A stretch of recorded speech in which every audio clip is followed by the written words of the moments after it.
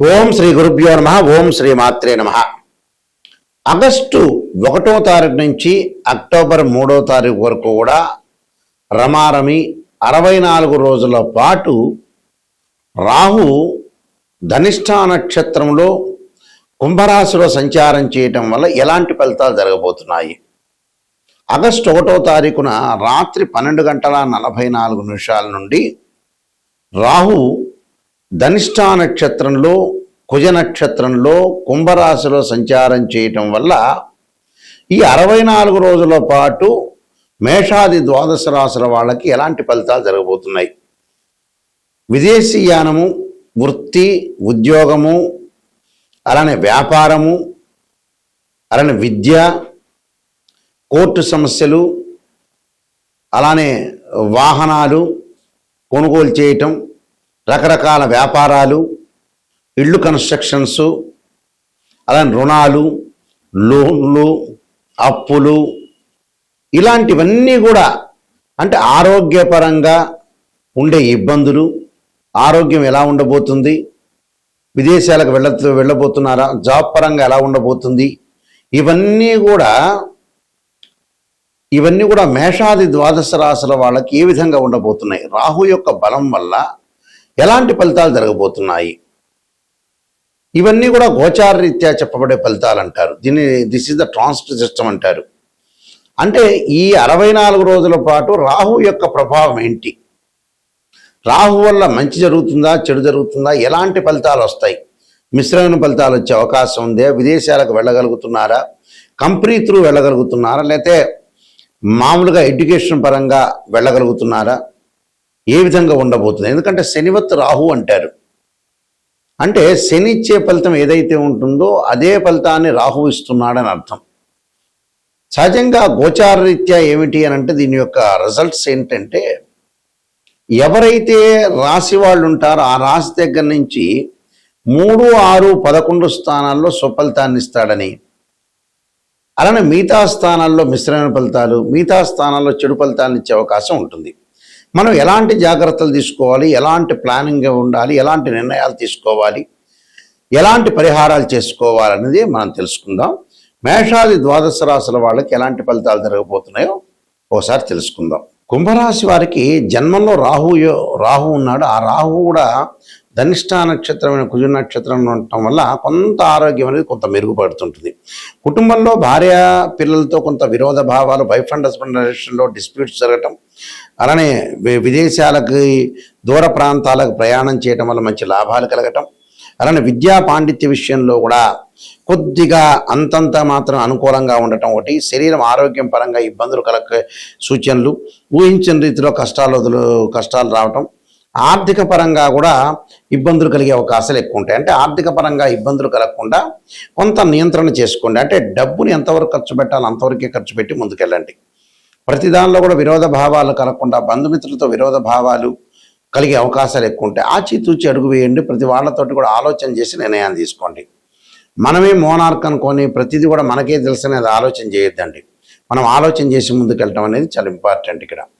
అలానే ఇక్కడ real estate, construction, flat ఇలాంటివన్నీ కూడా బాగా కొనుగోలు కావటం ఒకటి. ఒక ఆరోగ్యపరంగా విరోధ భావాలు మాత్రమే, మిగతావన్నీ కూడా విదేశాలకు వెళ్ళే అవకాశాలు, ఇలాంటివన్నీ మంచివి జరిగే అవకాశాలు ఎక్కువ ఉంటాయి. ఆరోగ్యాన్ని కొంత జాగ్రత్త ఉండాలి. ఆరోగ్యం మహాభాగ్యం అంటారు. దానికి శరీరే జర్జరీభూతే వ్యాధిగ్రస్తే కళేబరి ఔషధం జాహ్నవీతోయం వైద్యో నారాయణ అనే మంత్రాన్ని ధూమవతి చిన్నమస్తాదేవి యొక్క స్తోత్ర పాలనం చేయండి. మీకు మంచి జరిగే అవకాశాలు ఖచ్చితంగా ఉంటాయి. కాబట్టి ఏమీ ఆలోచన చేయొద్దండి. ప్రశాంతంగా శనివారం, ఆదివారం మినుములు దానం చేయండి. శనివారం కానీ ఆదివారం కానీ ఏదో ఒక రోజు మినుములు దానం చేయండి. ఇంకొక రోజు ఏం చేస్తారంటే మినుములతో చేసిన వంటకం ఉంటుంది, ఏదైనా గారెలు లాంటివి, అవి ఒక దేవాలయంలో ఇవ్వండి, భక్తులకు వితరణ చేయమని చెప్పండి ప్రధాన అర్చకుల్ని. దానివల్ల మీకు రాహుకేతుల యొక్క దోషం తప్పకుండా తొలగిపోతుంది. ఈ రాహుకేతుల యొక్క ప్రభావము, పరస్పర దృష్టి వల్ల కూడా మనం చిన్నమస్తాదేవి, ధూమవతి యొక్క స్తోత్రాలు పాలన చేయటం కూడా చాలా ఇంపార్టెంట్ ఇక్కడ. అలానే రాహుకి అధిదేవత, ప్రతిదేవత, అధిష్టాన దేవతలు, అంతరిక్ష దేవతలు ఉంటారు. ఇక్కడ ఈ అంతరిక్ష దేవతల్లో ఏదైతే మనకి రాహుకేతువుల వల్ల కొంతమందికి జాతకంలో సర్పదోషాలు ఉండటం, రాహుకేతుల మధ్యలో మిగతా గ్రహాలన్నీ కూడా బంధించబడి ఉంటే దాన్ని కాలసర్పదోషం అంటారు. అంటే 12 రకాల కాలసర్పదోషాలు ఉంటాయి. అలానే పంచమంలో రాహు ఉన్నా పంచమంలో కేతు ఉన్నా కూడా మనకి సర్పదోషం ఏర్పడుతుంది. కానీ సర్పదోషం వేరు, కాలసర్పదోషం వేరు. దాని మీదే నేను ఇండియాలో మొట్టమొదటగా పుస్తకం రాసింది. కాలసర్పయోగం అని బుక్ రాశాను మోహన్ పబ్లికేషన్ రాజమండ్రి వాళ్ళ దగ్గర ఆ పుస్తకం అనేది లభిస్తుంది. తర్వాత నెక్స్ట్ కాలసర్పయోగ చంద్రిక రాశాను నేను. రాహుకేతులు, ఛాయాగ్రహాలు ఇలాంటి పుస్తకాలు రాజమండ్రిలో కోటకమంలో మోహన్ పబ్లికేషన్ వారి దగ్గర దొరుకుతాయి. మా దగ్గర కూడా లభ్యమవుతాయి. అయితే ఈ కాలసర్ప దోషాల్లో 12 రకాల కాలసర్ప దోషాలు ఉంటాయి. 12 రకాలకి రెమెడీస్ అనేవి కూడా ఉంటాయి. భయపడాల్సిన పని లేదు. అయితే జాతకంలో అసలు సర్పదోషం ఉందా లేదా, కాలసర్పదోషం ఉందా లేదా అనేది నిజంగా తెలుసుకోవాలి. ఈ మధ్యకాలంలో ఏ ప్రాబ్లం వచ్చినా కూడా కాలసర్పదోషం మీద పడేస్తున్నారు.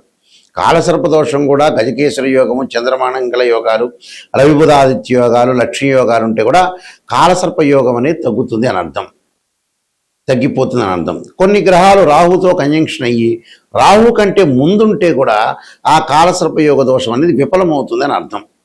అంటే ఇవన్నీ కూడా తెలుసుకోవాలి. ఉంది అని అనుకుంటే ఎంబటే ఉంది అనేది కాదు, అక్కడ ఉందా లేకపోతే ఏదైనా ఎగ్జంప్షన్ అయిందా అనేది కూడా చూసుకోవాలి. ఇక్కడ రాహు వచ్చేటప్పటికల్లా సర్పదేవతను సుబ్రహ్మణ్య స్వామిని ఆరాధన చేయాలి.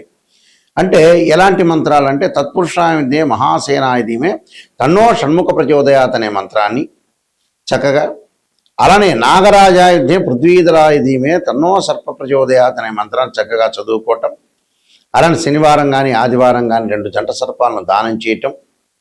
అలానే ఓం నమో అస్తు సర్పేభ్య ఏకే చ పృథ్వీమనో ఏ అంతరిక్షే ద్వితీయేభ్య సర్పేభ్యో నమః అనే మంత్రాన్ని కూడా, అంటే అంతరిక్షంలో ఉండే సర్పాలకి భూమి మీద ఉండే సర్పాలకి నమస్కారం చేస్తున్నాను దాని అర్థం. అలాగా ఈ వేదోక్త మంత్రం కూడా చక్కగా వచ్చిన వాళ్ళు చదువుకోవచ్చు, తప్పులేదు. అలా లేకపోతే సర్పగాయత్రి మంత్రాలు. అలానే రాహుకి శ్లోకాలు కొన్ని ఉంటాయి. అర్ధకాయం అంటే అర్ధకాయం శ్లోకం ఒకటి ఉంటుంది. అందరికీ కూడా ప్రతి పంచాంగంలో ప్రతి చోట కూడా ఉంటుంది. ఆ శ్లోకాన్ని కూడా మీరు చదువుకోవచ్చు, తప్పులేదు. అలానే ఇక్కడ ప్రతిదీ కూడా మనం మంత్రం ఉచ్చారణతో పాటు చక్కగా నవగ్రహాల యొక్క ప్రదర్శన చేయాలి. ఈ మంత్రం కూడా అంటే అర్ధకాయ మహావీర్యం చంద్రాదిత్య విమర్ధనం సింహకాగర్భ సంభూతం తం రాహుం ప్రణమామ్యం అనే మంత్రాన్ని కూడా చక్కగా చదువుకొని ముందుకెళ్ళిపోవచ్చు. అలానే ఈ చిన్నమస్తాదేవి, ధూమవతి స్తోత్రాలు కూడా మనం పారాయణం చేసుకోవచ్చు చక్కగా. రాహు అధిష్టాన దేవతైన దుర్గా అమ్మవారిని కూడా కాత్యాయనాయుధే కన్యాకుమార్దీమే తన్నో దుర్గి ప్రచోదయాత్ అనే మంత్రాన్ని కూడా చక్కగా చదువుకోవడం మంచిది. ఎప్పుడైనా సరే ఒక ఆస్ట్రాలజర్ని అప్రోచ్ అయినప్పుడు నిజాన్ని తెలుసుకోవడం చాలా ఇంపార్టెంట్. ఇక్కడ చాలామంది కూడా ఏం చేస్తున్నారంటే ఏదో నిజాన్ని తెలుసుకోకుండా మన జాతకాన్ని అప్రోచ్ అయినప్పుడు ఏదో రకంగా ఒక పాజిటివ్గా చెప్పండి అనే వ్యక్తులు కూడా చాలామంది ఉంటారు. ఎక్కువ మంది ఈ ప్రపంచంలో జనాభాలు ఎక్కువగా పాజిటివ్ని ఆలోచన చేస్తారు. ఆ పాజిటివ్ ఆలోచన చేయటం వల్ల ఫెయిల్ అయిపోయారు. పాజిటివ్ ఎంతవరకు ఆలోచన చేయాలో దానికి కూడా ఒక లిమిట్ ఒకటి ఉంటుంది. ఎప్పుడైనా సరే ఒక నెగిటివ్ను మనం పాజిటివ్ చేసుకోవటం ఎలాగా, నిజం తెలుసుకోవటం ఎలాగా. నిజం అనేది నిప్పు లాంటిది, సత్య దూరం అంటారు. అంటే మనం ఎప్పుడు కూడా సత్యానికి దూరంగా ఉండకూడదు, నిజాన్ని తెలుసుకోవాలి. అసత్య ధోరణిలో ఉంటే మనం మోసం చేసుకున్న వ్యక్తులం అవుతాం. అందువల్లే మనిషి ఫెయిల్ కావడానికి ఎక్కడో తెలిస్తే ఎక్కడో కారణం కాదు. భగవంతుడు గ్రహాల కంటే ముందు ఫెయిల్ కావటానికి మనిషి ఏంటంటే అతను ఇన్ టైంలో వర్క్ చేయడు, నిజాన్ని తెలుసుకోలేడు. డబ్బులు దేనికి ఖర్చు పెట్టాలో దానికి ఖర్చు పెట్టకపోవటం కూడా ప్రాబ్లమే. ఇక్కడ మనిషి ఫెయిల్ కావటానికి నిజం చెప్పాలంటే భగవంతుడు సాక్షిగా నిజం చెప్పాలంటే ఫెయిల్ అయ్యేది ఏంటంటే మనిషి యొక్క వ్యక్తిత్వం ఫెయిల్ అవుతుంది. ఒక సైకలాజికల్గా ఎన్నో జాతకాలు మేము పరిశీలన చేసిన తర్వాత ఎంతో మనుషుల్ని మేము రీసెర్చ్ చేసిన తర్వాత మేము వంశపారంపర్యంగా చెప్పేవాళ్ళం. మేము రీసెర్చ్ చేసిన తర్వాత తెలిసిన మెథడ్ ఏమిటి అంటే ఒక మనిషికి 1,00,000 రూపాయలు ఉన్నాయంటే ఆ 1,00,000 రూపాయలకి ఒక అబ్బాయి పెళ్లి చేయాలంటే మ్యారేజ్ బ్యూరోలో డబ్బులు అడిగారని మ్యారేజ్ బ్యూరోలో డబ్బులు ఇవ్వలేకపోవటం, అదే 1,00,000 రూపాయలు పెట్టి సెల్ కొనటం, ఒక 10,000 రూపాయలు ఒక డాక్టర్ స్కానింగ్ రాస్తే స్కానింగ్ చేయకపోవటం, ట్యాబ్లెట్లు వాడకపోవటం, అదే 10,000 పెట్టి ఎంజాయ్మెంట్ చేయటం. అంటే వీళ్ళు అసలు సరైన దానికి ఖర్చులు చేయరు. ఎందుకంటే ఇప్పుడు అబ్బాయి పెళ్లి కావాలి, అమ్మాయి పెళ్లి కావాలి, చాలా ఇంపార్టెంట్ ఇక్కడ. సంబంధ బాంధవ్యం ఇంపార్టెంట్. ఏది మనకి డబ్బులతోటి మన దగ్గర ఉన్న 10,000 దేనికి ఖర్చు పెట్టాలని తెలిసిన వాడే సూపర్ స్టార్. అంటే మన వాళ్ళు లేట్ చేస్తుంటారు, పెళ్ళిళ్ళప్పుడు లేట్ చేయటమే. 40 ఏళ్ళప్పుడు కూడా కొడుకు పెళ్లి చేయాలంటే ఆలోచన చేసే తల్లిదండ్రులు ఉన్నారు. 35 ఏళ్ళకు కూడా అమ్మాయి పెళ్లి చేయాలంటే డబ్బులు ఎందుకు ఖర్చు అవుతాయని ఆలోచన చేసే వ్యక్తులు ఉన్నారు. డాక్టర్ దగ్గరికి ఎందుకులే వెళ్ళటం అనే వ్యక్తులు చాలామంది ఉన్నారు. అంటే మన వ్యక్తిత్వమనే మనం ఫెయిల్ అవుతుందండి. అంటే నిజంగా అయితే భగవంతుడి మీద ఎక్కువగా పడేస్తున్నాం, కానీ నిజం చెప్పాలంటే మన వ్యక్తిత్వమే ఫెయిల్ అవుతుంది. వ్యక్తిత్వంలోనే అట్టర్ ఫెయిల్ అయ్యారు మనుషులు. ఇది 100% కాదు, దీనికి ఎంత పర్సెంటేజ్ క్యాలిక్యులేట్ చేసినా కూడా కరెక్ట్. అది నేను చాలామంది అనాలిసిస్ చేశా. ఒక్కొక్క మనిషిని మనం తీసుకునేటట్టయితే ఆ మనిషి ఎందుకు ఫెయిల్ అయ్యాడంటే, ఓ వ్యాపారం చేస్తుంటాడు, కరెక్ట్ ఆస్ట్రాలజీని అప్రోచ్ అయ్యి మంచి వ్యాపారం చేయడు.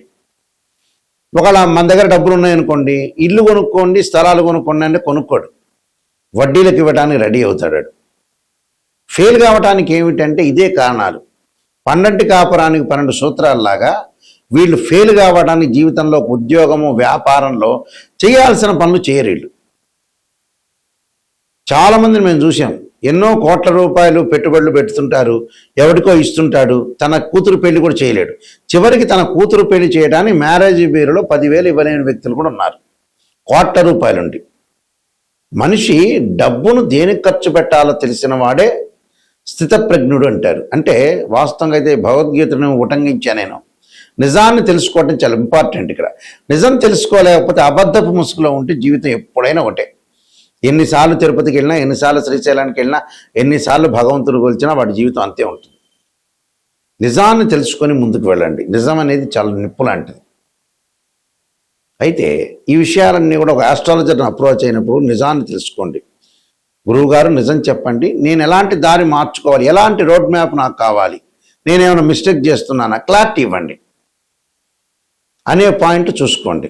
కొంతమంది 40 ఏళ్ళు వచ్చినా కూడా మా దగ్గరికి వచ్చినప్పుడు వాళ్ళు స్పందించట్ల. 42 ఏళ్ళు వచ్చి ఆతృత పడాలి. తల్లికి 70 ఏళ్ళు వచ్చి కొడుకును పెళ్లి చేయాలన్నప్పుడు ఒక ఎగ్జాంపుల్ మొన్ననే వచ్చింది. ఆమె అసలు ఆతృతే లేదు. ఆమె ఇంకా బతికుంటుంది అని అనుకుంటుంది 100 ఏళ్ళు 200 ఏళ్ళు. అబ్బాయికి పెళ్లి చేయాలి, నా వయసు తీరిపోతుందనే మూమెంట్ అసలు వాళ్ళకి అసలు ఏంటని తెలియట్లేదు అసలు. ఎందుకునో మరి. ఆశ్చర్యకరమైన విషయాలు ఇవన్నీ కూడా నిజం చెప్పాలంటే. మనం తొందరగా చనిపోతున్నాము, తొందరగా పిల్లగాడి పెళ్ళిళ్ళు, అమ్మాయి పెళ్లి చేయాలి, వాళ్ళ ఉద్యోగ పరంగా కానీ ఎడ్యుకేషన్ పరంగా సెటిల్మెంట్ చేయాలని చాలామంది కూడా ఆతృత లేదు. ఇంకా ఎక్కువ ఏదో సినిమాలో బ్రహ్మానందం 500 సంవత్సరాలు బతికినట్టుగా అని భావిస్తున్నారేమో అర్థం కావట్లేదు నాకు కూడా. ఎందుకంటే 60 ఏళ్ళు రాగానే వెంబటే బ్యాగు సర్దుకొని రెడీగా ఉండాల్సిందే మనిషి. ఇలాంటి విషయాలను తొందరగా మీరు అలర్ట్ కావండి. అలర్ట్ అయ్యి తొందరగా చేయాల్సిన పనులన్నీ కూడా చకచకా చేసుకొని ముందుకు వెళ్ళటం చాలా ఇంపార్టెంట్. అయితే నేను కాలసర్పయోగము, కాలసర్పయోగ చంద్రిక, రాహుకేతులు, ఛాయాగ్రహాలు, బృహత్ పరిహార సింధు, జాతక చంద్రిక, వివాహ మార్తాండము, పుత్రగణపతి వ్రతము, ఈ పుస్తకాలన్నీ కూడా రాశాను. ప్రొటెక్షన్ ఆఫ్ ఆస్ట్రాలజీ, అలానే ట్రాన్సిట్ ఆఫ్ రిజల్ట్స్, ఈ పుస్తకాలన్నీ కూడా మా దగ్గర లభ్యమవుతాయి. రాజమండ్రిలో మోహన్ పబ్లికేషన్ వారి దగ్గర కూడా లభ్యమవుతాయి. అలానే మా వెబ్సైట్ www.nayakanti.com, nayakanti.in చూడండి. ఒక జాతకాన్ని ఒక బర్త్ చార్ట్కి ట్రాన్సిట్ సిస్టానికి చాలా లాట్ ఆఫ్ డిఫరెన్స్ ఉంటుంది. బర్త్ చార్ట్లో ఏంటంటే 12 భావాదులు, రాస్యాధిపతులు, అలానే ఏదైతే ఆ గడిలో ఏదైతే గ్రహం ఉంటుందో ఇవన్నీ కూడా మ్యాథమెటికల్గా క్యాలిక్యులేషన్ వేయాలి. భావాధిపతులు అంటే తనుభావానికి రవని, ద్వితీయ భావానికి గురువని, తృతీయ భావానికి కుజుడని, చతుర్థ భావానికి చంద్రుడు బుధుడని, పంచమ భావానికి గురువని, ఇలా 12 భావాధిపతులు అంటే ఇంటి ఓనర్ అని అర్థం. రాస్యాధిపతులు ఉంటారు. ఆ రాస్యాధిపతి ఎవరంటే బిల్డరు. అక్కడ ఏదైతే గ్రహం ఉంటుందో ఆ గ్రహం టెనెంటు అని అర్థం.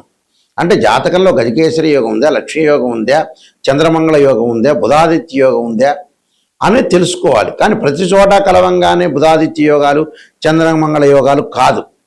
ఇవన్నీ కూడా కొంతమంది ఆస్ట్రాలజర్స్ అనవసరంగా చెబుతున్నారు. నిజంగా కాదు, ఆ కాంబినేషన్ కావు. కొంతమందికి మాత్రమే యోగాలు అనేవి ఉంటాయి. యోగం అంటే 2 or more planets is called యోగం అంటారు. యోగం అనేది అది కాదు. యోగం నిజంగా ఉందా లేదా తెలుసుకోవాలి. దాని దృష్టి, దశ, అంతర్దశలు మ్యాథమెటికల్ క్యాలిక్యులేషన్ వేయాలి. ఒక వివాహం జరుగుతుందా లేదంటే రాశిచక్రం, నవాంశం, భావచక్రం, దశలో అంతర్దశలను చూడాలి. ఒక సంతానం కలుగుతుందా లేదంటే రాశిచక్రం, సప్తమాంశం, భావచక్రం, దశలు, అంతర్దశలు చూడాలి. దీనిలో కేపీ సిస్టమ్ అని, వైదిక ఆస్ట్రాలజీ, బివి రామన్ ఇలాంటి పద్ధతులన్నీ ఉంటాయి. ఆ స్క్రీన్ మీద స్క్రోలింగ్ అవుతున్న నా నెంబర్ ఉంటుంది. నిజం తెలుసుకోవాలి, నాయకంటి గారి ద్వారా బాగుపడాలనే వ్యక్తులు మాత్రమే ఫోన్ చేయండి. నిజంగా జాతకాన్ని తెలుసుకునే వాళ్ళు మాత్రం ఫోన్ చేయండి. వద్దండి నాకు పాజిటివ్నే కావాలంటే నాకు ఫోన్ చేయొద్దండి. నెగిటివ్ పాజిటివ్ రెండూ తెలుసుకొని నిజాన్ని తెలుసుకునే వాళ్ళు మాత్రం ఫోన్ చేయండి. ఎందుకంటే అబద్ధపు ముసుగులో మంచిది కాదు. ఏ రోజైనా నిజమనే నిప్పు లాంటిది, అది ఏ రోజైనా తెలుసుకునేదే. కాబట్టి మీరు మంచిగా తెలుసుకోవాలి, కరెక్ట్గా నిజం తెలుసుకోవాలంటే నాకు ఫోన్ చేయొచ్చు. మీ అందరికీ కూడా శ్రీ పరమేశ్వరుడి యొక్క కరుణాకటాక్షం ఉండాలని ఆశిస్తూ సర్వే జనా సుఖినో భవంతు.